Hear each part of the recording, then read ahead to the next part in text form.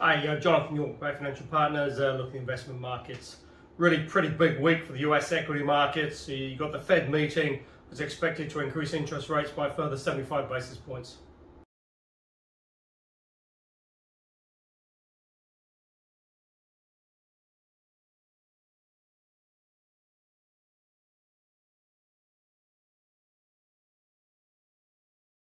Also got another big week of earnings with Apple, Amazon, Alphabet, Microsoft all reporting this week.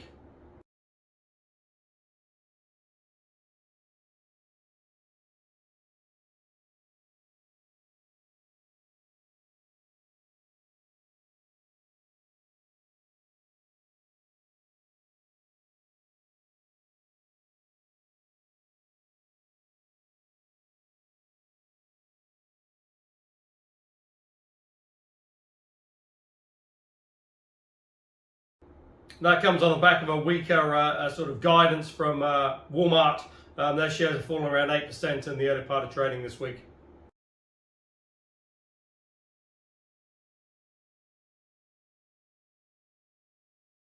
Of the companies that have reported so far in the S&P, around 21% have reported, and of those, that 21%, around 70% have beaten the estimates.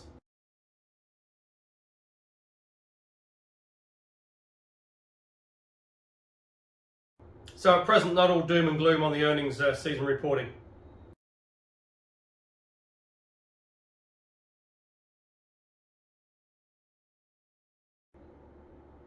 But on a slightly positive note, gasoline prices have started to fall in the US, and that certainly should help the inflation outlook. And indeed, some analysts and economists are now predicting that inflation has peaked in the US.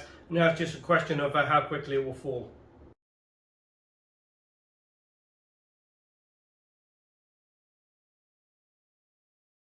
Quite interesting. US gas prices have fallen by around 14% so far.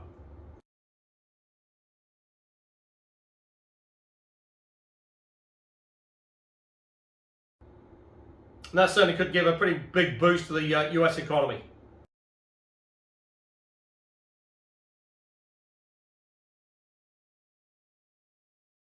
But bearing in mind, there's still a massive difference when the sort of Fed's targeting sort of 2 to 3% inflation, currently running at about 9. Even if it fell down to say 7%, that's still well above the Fed's target.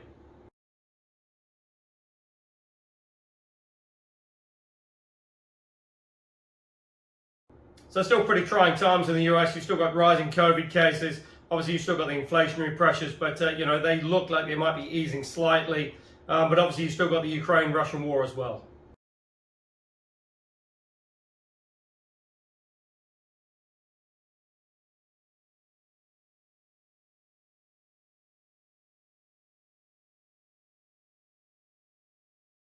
And that's certainly becoming a long, drawn-out process now as we enter into the 5th month of conflict.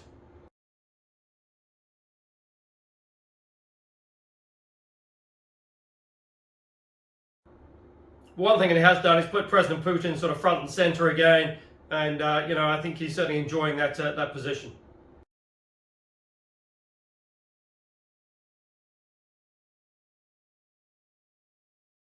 Potentially a little bit of good news though. There does seem to have been some sort of deal brokered to get some of the grain out of the Ukraine port of Odessa.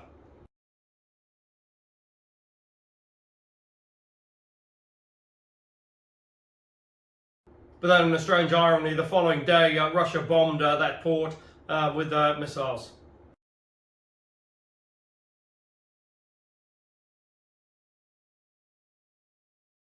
But certainly, if they can get some of the grains out of the port, that will help to ease some of the global food crisis as well.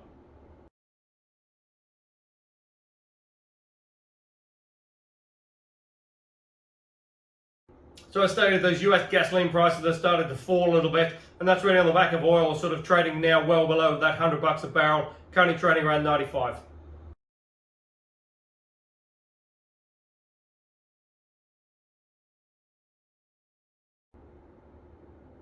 Now in the UK, it's down to the final two for the Prime Minister and leader of the Conservative Party.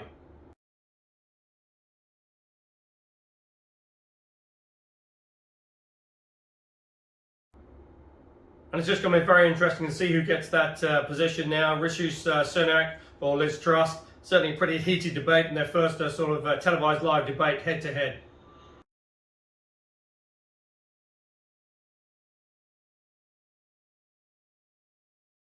But certainly the UK needs some leadership, and Liz Truss is sort of promising tax cuts, which given the rising cost of living and the sort of tough going in the UK, that may just get her across the line.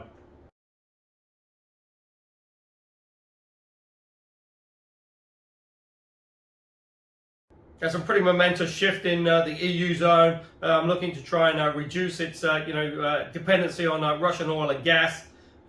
Germany's had to bail out one of its gas companies there, Uniper, because it was really struggling to provide the gas that it was supposed to be supplying because of the reduced supply coming out of Russia.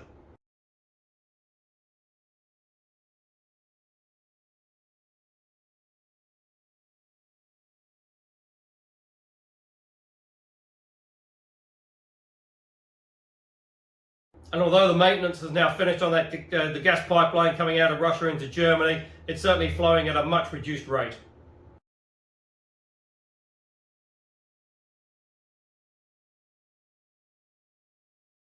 Again, with a strange irony, according to Russia, everything's flowing as should be.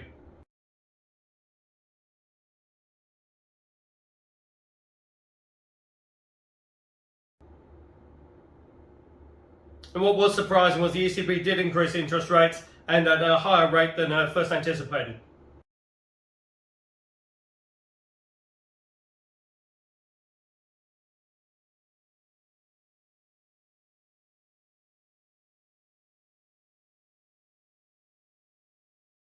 In Australia, the forecast cash rate now from the RBA by February 2023 is now 3.25. That's against the current cash rate of 1.35.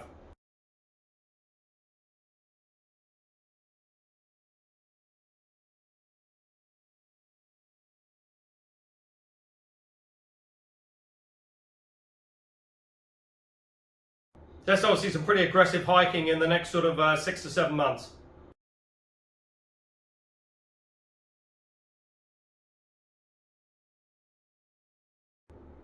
Now here in New Zealand, it's just going to be very interesting next time the Reserve Bank meets to see if they are going to increase interest rates again. The consensus is for a further 0.5 increase to take the OCR up to 3%.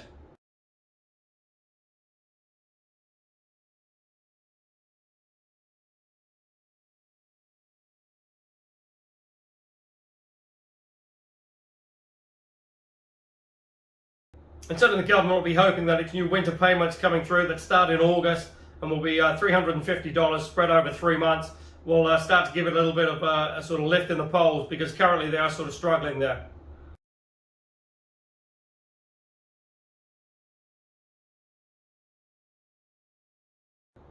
But it's just going to be very interesting to see how COVID cases track now that New Zealand has opened up its international borders.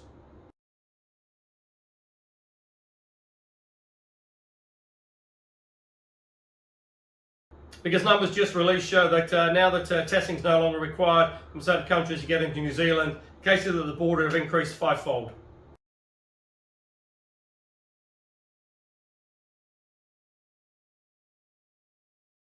As we enter the sort of key winter months now, hospitalizations are up as well, around 100 in the last couple of days. Cases are sort of hovering around that sort of 10,000 per day. But if you believe what's coming out of the Ministry of Health, we're only picking up about 50% of the cases. So that's probably around 20,000 cases a day.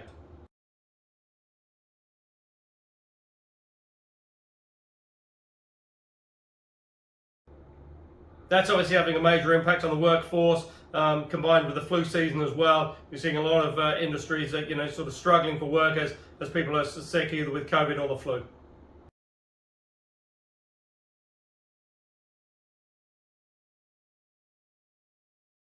House prices continue to fall as well, and it's just going to be very interesting now to see how it does sort of play through, because certainly if you do see that further increase in interest rates, it's just going to be harder and sort of tighter out there on the refix for the mortgages.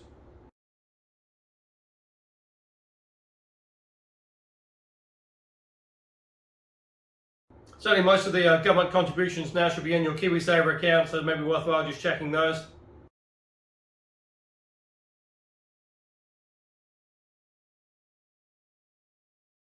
And if you are looking for income options, there's plenty of alternatives available out there. Go to the website www.bayfinancialpartners.co.nz for lots of interesting articles, and we look forward to speaking to you soon.